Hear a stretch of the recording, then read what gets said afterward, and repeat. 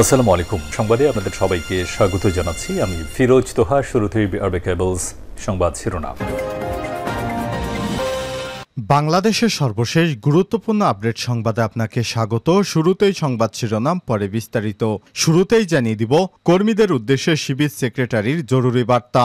সম্প্রতি ছাত্রদল সভাপতির একটি বক্তব্যকে কেন্দ্র করে নানা আলোচনা চলছে।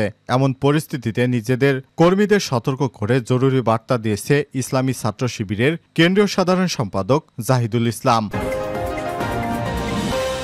এরপর জানিয়ে দিব সমবায় ব্যাংকের 12,000 ভরি স্বর্ণের খোঁজ পাওয়া যাচ্ছে না, জানালেন এলজিআরডি উপদেষ্টা। বাংলাদেশ সমবায় ব্যাংকের 12,000 ভরি স্বর্ণের খোঁজ পাওয়া যাচ্ছে না বলে জানিয়েছেন অন্তর্বর্তীকালীন সরকারের সরকার বিষয়ক উপদেষ্টা এফ হাসান আরিফ। আজ দুপুরে কুমিল্লার পল্লী উন্নয়ন একাডেমি বোর্ডের 57তম বার্ষিক পরিকল্পনা সভায় প্রধান অতিথির বক্তব্যে এসব কথা জানান তিনি। এদিকে এস আলম গ্রুপের সব স্থাবর সম্পদের তালিকা দাখিলের নির্দেশ। দেশ ও বিদেশে এস আলম গ্রুপ এবং তার পরিবারের সদস্যদের নামে থাকা সব সম্পত্তি তালিকা দাখিলের নির্দেশ দিয়েছে হাইকোর্ট। আগামী 4 সপ্তাহের মধ্যে আইন সচিব সহ সংশ্লিষ্টদের এই নির্দেশনা বাস্তবায়ন করতে বলা হয়েছে। আজ বিচারপতি মোহাম্মদ কামরুল হোসেন মোল্লা এবং বিচারপতি কাজী জিনাত হকের সমন্বয়ে গঠিত হাইকোর্ট বেঞ্চ এ আদেশ দেয়। এদিকে রেমিটেন্স এলো 25,000 কোটি টাকা। কোনো টাকা আসেনি যেসব ব্যাংকে। চলতি সেপ্টেম্বর মাসের প্রথম 28 দিনে দেশে ব্যাংকিং চ্যানেলে প্রবাসী বাংলাদেশিরা পাঠিয়েছেন 211 কোটি 31 লক্ষ 2.11 বিলিয়ন মার্কিন ডলার বিদেশি মুদ্রায়, যার পরিমাণ 25,357 কোটি টাকা। আজ বাংলাদেশ ব্যাংকে প্রকাশিত হালনাগাদ প্রতিবেদন থেকে সব তথ্য জানা গেছে। এদিকে নিজের রাজনৈতিক অবস্থান সাকিবকেই স্পষ্ট করতে হবে বললেন উপদেষ্টা আসিফ। নিজের রাজনৈতিক অবস্থান সাকিবকেই স্পষ্ট করতে হবে বলে মন্তব্য করেছেন যুব এবং ক্রীড়া ও শ্রম কর্মসংস্থান উপদেষ্টা আসিফ মাহমুদ। রোববার 29 সেপ্টেম্বর শ্রমিক কল্যাণ তহবিল গ্রামীণফোনের লভ্যাংশের চেক প্রদান অনুষ্ঠানে সব মন্তব্য করেছেন তিনি। এবং সর্বশেষ জানিয়ে দিব ইমরানের সমর্থকদের সঙ্গে পুলিশের সংঘর্ষ, আহত এবং গ্রেপ্তার অনেকেই। পাকিস্তানের সাবেক প্রধানমন্ত্রী ইমরান খানের সমর্থকদের সঙ্গে পুলিশের সংঘর্ষে ডজনখানেক লোক আহত হয়েছেন। শনিবার রাওয়ালপিন্ডি ইমরান খানের দল পাকিস্তান তেহরিক ইনসাফ পিটিআইয়ের কর্মীরা এবং তার সমর্থকেরা শান্তিপূর্ণভাবে বিক্ষোভ করতে গেলে পুলিশ বল প্রয়োগ করে তাদের ছত্রভঙ্গ করার চেষ্টা করে। এ সময় পুলিশের সঙ্গে তাদের সংঘর্ষ শুরু হয়। এতে বেশ কয়েকজন নেতাকর্মীকে গ্রেপ্তার করেছে পুলিশ। প্রিয় দর্শক, এতক্ষণ শুনছিলেন সংবাদ শিরোনাম, এবারে বিস্তারিত। তবে তার আগে বন্ধুরা অনুরোধ থাকবে এই সংবাদটিতে একটি লাইক দিন। এই চ্যানেলে আপনি নতুন হয়ে থাকলে আমাদের সংবাদটি দেখতে দেখতে চ্যানেলটি সাবস্ক্রাইব করে রাখুন। কমেন্ট করে আপনার মূল্যবান মতামত জানিয়ে দিন বন্ধুরা, আপনি বিশ্বের কোন দেশ থেকে বা বাংলাদেশের কোন স্থান থেকে আমাদের সংবাদটি দেখছেন এবং শুনছেন। এবারে বিস্তারিত। কর্মীদের উদ্দেশ্যে শিবির সেক্রেটারির জরুরি বার্তা। সম্প্রতি ছাত্রদল সভাপতির একটি বক্তব্যকে কেন্দ্র করে নানা আলোচনা চলছে। এমন পরিস্থিতিতে নিজেদের কর্মীদের সতর্ক করে জরুরি বার্তা দিয়েছে ইসলামী ছাত্র শিবিরের কেন্দ্রীয় সাধারণ সম্পাদক জাহিদুল ইসলাম। রোববার 29 সেপ্টেম্বর দুপুর 2টার পর সামাজিক যোগাযোগ মাধ্যমে একটি পোস্টে জরুরি বার্তা দেন তিনি। ফেসবুক পোস্টে তিনি বলেছেন, সম্মানিত দায়িত্বশীল ভাইরা, আসসালামু আলাইকুম ওরহমাতুল্লাহ। সম্প্রতি ছাত্রদল সভাপতির একটি বক্তব্যকে কেন্দ্র করে সোশ্যাল মিডিয়ায় অনেক লেখালেখি হয়েছে। আমরা আমাদের সব দায়িত্বশীল জনশক্তি ভাইদের প্রতি কোনো ধরনের প্রতিক্রিয়া না দেখানোর আহ্বান জানাচ্ছি। তিনি আরো বলেন, ব্যক্তি ও দলীয় বিতর্কের ঊর্ধ্বে উঠে আমরা জাতীয় ঐক্যকে প্রাধান্য দিতে চাই। ছাত্র জনতার বিপ্লবের অন্যতম স্পিরিট হল জাতীয় ঐক্য এবং ফ্যাসিবাদে নির্মূল করা। তাই আমাদের সবাইকে উদারতা এবং দায়িত্বশীল আচরণ অব্যাহত রাখতে হবে। মহান আল্লাহ তাআলা আমাদের ধৈর্য ও প্রজ্ঞার মাধ্যমে কাজ করার তৌফিক দান করুন, আমিন। চলমান রাজনৈতিক ইস্যুতে নানা সময় সামাজিক যোগাযোগ মাধ্যম সহ বিভিন্ন অনুষ্ঠানে কথা বলেছেন ছাত্র শিবিরের সেক্রেটারি জাহিদুল ইসলাম। গত বৃহস্পতিবার 26 সেপ্টেম্বর সামাজিক যোগাযোগ মাধ্যমে একটি স্ট্যাটাস দেন তিনি, যেখানে তিনি লিখেছেন, আমাদের হাতে অনেক কাজ। শহীদ ও আহতদের রক্তের উপর দাঁড়িয়ে খুব ভার অনুভব হয়। তাই রক্তের নিকট আমাদের অনেক দায়। অনেকের মায়া ভুলে আন্দোলনে অংশ নেওয়া গাজীদের নিকট আমাদের অনেক দায়। স্ট্যাটাসে তিনি আরও বলেছেন, এখনও শহীদদের পরিবারে চোখ রেখে সান্ত্বনা দেওয়ার মতো ভাষা খুঁজে পাচ্ছি না। নিস্তব্ধ হয়ে যায়, তাই আমাদের মুখে কথার ফুল জড়ে ওঠে না। যখন শহীদদের চেহারা সামনে ভেসে ওঠে বোবা কান্না ফিল করি। উল্লেখ করে তিনি বলেন, আমরা আত্মসমালোচনা করি, ভুল হলে তা কারেকশন করি। নতুন কৌশলের জন্য রবের জ্ঞান ভাণ্ডারের দিকে তাকিয়ে থাকি। সুদূর প্রসারী চিন্তা নিয়ে লক্ষ্যের দিকে হেঁটে চলি। এটাই আমাদের কর্মপন্থা। আল্লাহ মহান। সমবায় ব্যাংকের 12,000 ভরি স্বর্ণের খোঁজ পাওয়া যাচ্ছে না, এলজিআরডি উপদেষ্টা।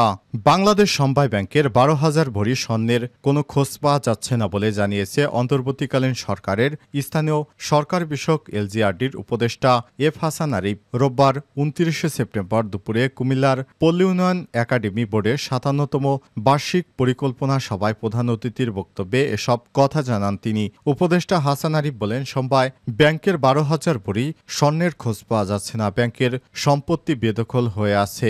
অন্য সমবায়গুলো শুধু কমিটি কারা করবে এ নিয়ে মারামারি মামলা করছে। তিনি বলেন, সমবায় ব্যাংক দাঁড়াতে পারছে না, কারণ সমবায়ীদের মধ্যে সমবায় মন মানসিকতার অভাব রয়েছে। সমবায়ীরা শুধু কমিটিতে ঢুকতে চায়, কি উন্নয়ন হলো সেটি তাদের লক্ষ্য নয়। পল্লী উন্নয়ন এবং সমবায় বিভাগের সচিব মোসাম্মদ শাহনারা খাতুনের সভাপতিত্বে অনুষ্ঠিত ওই সভায় বিশেষ অতিথি হিসেবে PPRC chairman doctor Hussain Zillur Rahman, স্থানীয় সরকার বিশেষজ্ঞ প্রফেসর ডক্টর তোফায়েল আহমেদ, বাংলাদেশ পল্লী উন্নয়ন একাডেমি বোর্ড মহাপরিচালক সাইফুদ্দিন আহমেদ প্রমুখ। এসালম গ্রুপের সব স্থাবর সম্পদের তালিকা দাখিলের নির্দেশ। দেশে এবং বিদেশে এসালম গ্রুপ এবং তাদের পরিবারের সদস্যদের নামে থাকা সব সম্পত্তির তালিকা দাখিলের নির্দেশ দিয়েছে হাইকোর্ট। আগামী 4 সপ্তাহের মধ্যে আইন সচিব সহ সংশ্লিষ্টদের এই নির্দেশ বাস্তবায়ন করতে বলা হয়েছে। রোববার 29 সেপ্টেম্বর বিচারপতি মোহাম্মদ কামরুল হোসেন মোল্লা ও বিচারপতি কাজী জিনাত হকের সমন্বয়ে গঠিত হাইকোর্ট বেঞ্চ এ আদেশ দেয়।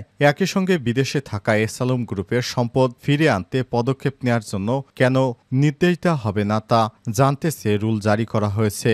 আদালতে রিটের পক্ষে ছিলেন আইনজীবী মোহাম্মদ রুকনুজ্জামান। শুনানিতে আদালত বলে, বিষয়টি খুবই স্পর্শকাতর, তাই তারা ধীরে ধীরে এগোতে চান।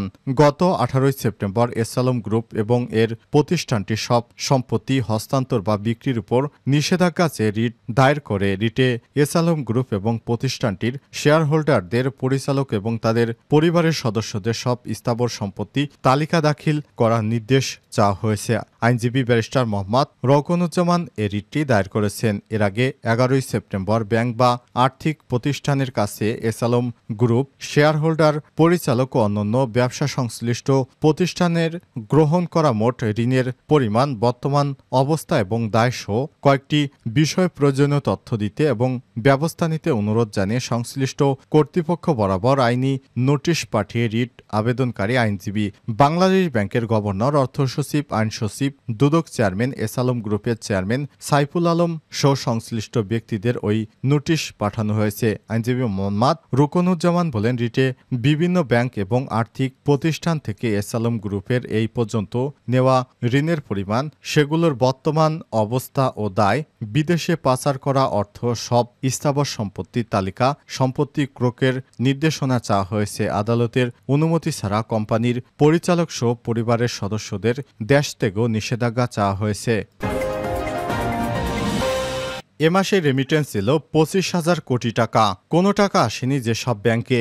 চলতি সেপ্টেম্বর মাসের প্রথম 28 দিনে দেশে ব্যাংকিং চ্যানেলের প্রবাসী বাংলাদেশিরা পাঠিয়েছেন 211 কোটি 31 লক্ষ 2.11 বিলিয়ন মার্কিন ডলার। দেশীয় মুদ্রায় যার পরিমাণ 25,357 কোটি টাকা। প্রতি ডলার 120 টাকা ধরে রোববার 29 সেপ্টেম্বর বাংলাদেশ ব্যাংকে প্রকাশিত হালনাগাদ প্রতিবেদন থেকে সব তথ্য জানা গেছে। প্রতিবেদনে বলা হয়েছে, চলতি সপ্তাহে দৈনিক গড়ে রেমিটেন্স এসেছে 7 কোটি 55 লক্ষ ডলার। এই হারে রেমিটেন্স এলে মাস শেষে প্রবাসী আয় 226 কোটি ডলার ছাড়িয়ে যাবে।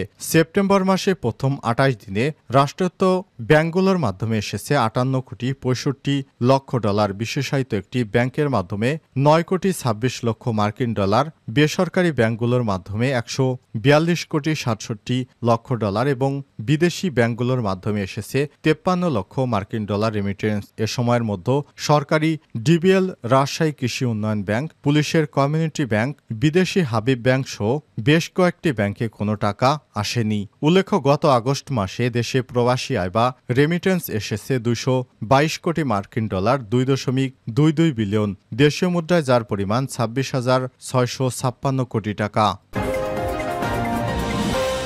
নিজের রাজনৈতিক অবস্থান সাকিবকেই স্পষ্ট করতে হবে, উপদেষ্টা আসিফ। নিজের রাজনৈতিক অবস্থান সাকিবকেই স্পষ্ট করতে হবে বলে মন্তব্য করেছেন যুব ক্রীড়া এবং শ্রম ও কর্মসংস্থান উপদেষ্টা আসিফ মাহমুদ। রোববার 29 সেপ্টেম্বর শ্রমিক কল্যাণ তহবিলে গ্রামীণফোনের লভ্যাংশের চেক প্রদান অনুষ্ঠানে সব মন্তব্য করেছেন তিনি। আসিফ মাহমুদ বলেন, সাকিবুল হাসানের পরিচয় দুটি, এটা মনে রাখতে হবে। তিনি একজন খেলোয়াড়, সেই হিসেবে তার ম্যাচটা নিরাপত্তা দেওয়া দরকার, সেটা দেওয়া হবে। অপরদিকে তিনি একজন আওয়ামী লীগের রাজনীতিবিদ, আওয়ামী লীগের হয়ে রাজনীতি করেছেন। তিনি বলেন, রাজনৈতিক পরিচয় কারণে জনগণের মধ্যে যদি ক্ষোভ থাকে তাহলে নিজেকেই তার সংশোধন করতে হবে। নিজের রাজনৈতিক অবস্থান সাকিবকেই স্পষ্ট করতে হবে। উল্লেখ্য, গত 5 আগস্ট শেখ হাসিনা সরকারের পতনের আগে বিদেশি লিগে খেলার কারণে দেশের বাইরে অবস্থান করছিলেন সাকিবুল হাসান। আওয়ামী লীগ সরকার ক্ষমতাচ্যুত হওয়ার পর আর দেশে ফেরেননি দলটির সাবেক এই সংসদ সদস্য। এর মধ্যে ছাত্র জনতার গণঅভ্যুত্থানে এক গার্মেন্টস কর্মীকে হত্যার অভিযোগে তার বিরুদ্ধে হত্যা মামলা দায়ের করা হয়েছে।